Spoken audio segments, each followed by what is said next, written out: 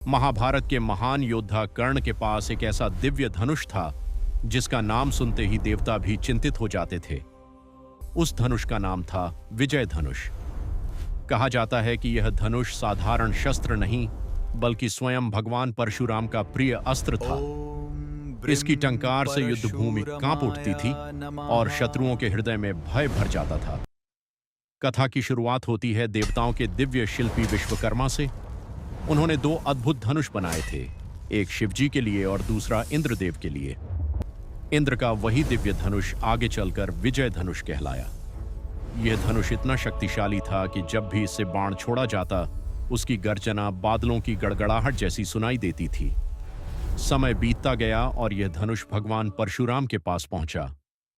परशुराम केवल उन्हीं को यह दिव्य अस्त्र देने योग्य मानते थे जो महान तपस्वी, पराक्रमी और युद्ध कला में अद्वितीय हो।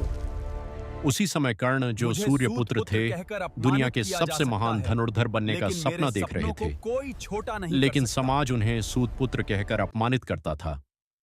कर्ण ने निश्चय किया कि चाहे कुछ भी हो जाए वे सर्वश्रेष्ठ योद्धा बनकर रहेंगे। इसलिए वे ब्राह्मण का वेश धारण करके परशुराम के पास पहुंचे और उनसे शस्त्र विद्या सीखने लगे। कर्ण की लगन, तपस्या और समर्पण देखकर परशुराम अत्यंत प्रसन्न हुए।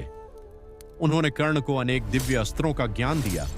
अंत में उन्होंने अपना सबसे प्रिय और अजेय धनुष विजय धनुष कर्ण को सौंप दिया। परशुराम ने कहा, जब तक यह धनुष तुम्हारे हाथ में रहेगा युद्ध में कोई तुम्हें पराजित नहीं कर पाएगा। इसके बाद कर्ण की शक्ति कई गुना बढ़ गई। जब भी वे विजय धनुष उठाते उनके शरीर से सूर्य के समान तेज प्रकट होता।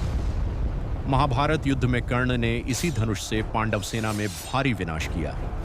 उनके बाण इतनी गति से निकलते थे कि सामने वाले योद्धा संभल भी नहीं पाते थे।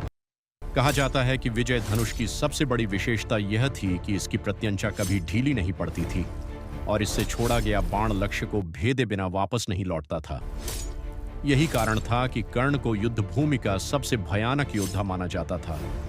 लेकिन महाभारत केवल शक्ति की कहानी नहीं बल्कि भाग्य और धर्म की भी कथा है।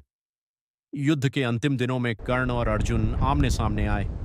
एक ओर थे श्री कृष्ण के मार्गदर्शन में अर्जुन और दूसरी ओर विजय धनुष धारण किए हुए कर्ण।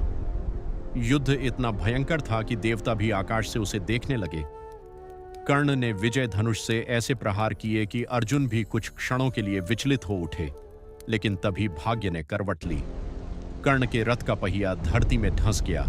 वे उसे निकालने लगे और उसी समय उन्हें परशुराम का श्राप याद आया कि संकट की घड़ी में वे दिव्य अस्त्रों का मंत्र भूल जाएंगे।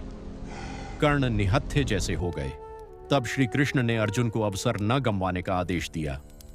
अर्जुन ने अपना बाण छोड़ा और महान योद्धा कर्ण वीर गति को प्राप्त हुए। कर्ण के साथ ही विजय धनुष की गाथा भी इतिहास बन गई। लेकिन आज भी जब महाभारत के सबसे शक्तिशाली अस्त्रों की बात होती है तो विजय धनुष का नाम श्रद्धा और भय दोनों के साथ लिया जाता है। यह केवल एक धनुष नहीं था बल्कि कर्ण के संघर्ष, सम्मान और अद्भुत वीरता का प्रतीक था।